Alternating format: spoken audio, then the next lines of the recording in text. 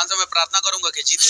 87 को चुनाव सभा कराने के बाद पता चला कि बंगालियन पे गाना गाए हैं, हम जाके प्रचार करेंगे।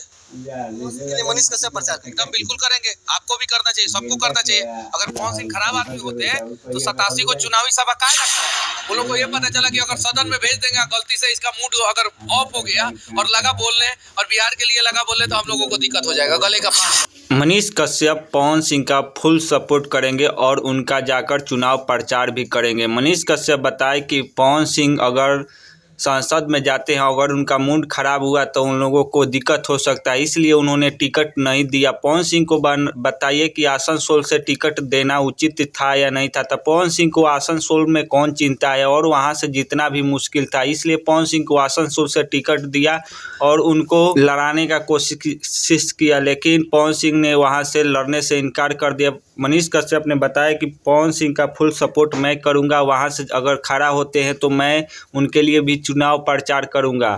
मनीष कश्यप का कहना है कि अगर कोई गरीब सांसद बनता है तो गरीब के लिए सोचेगा और कोई अमीर सांसद बनता है तो अमीर के लिए सोचता है, इसलिए गरीब को एक बार जिता कर देखिए, अगर वो काम नहीं करता है तो उसको हरा दीजिए।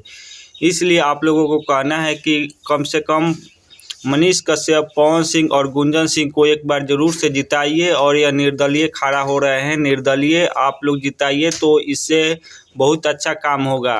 Thank for you. जय हिंद।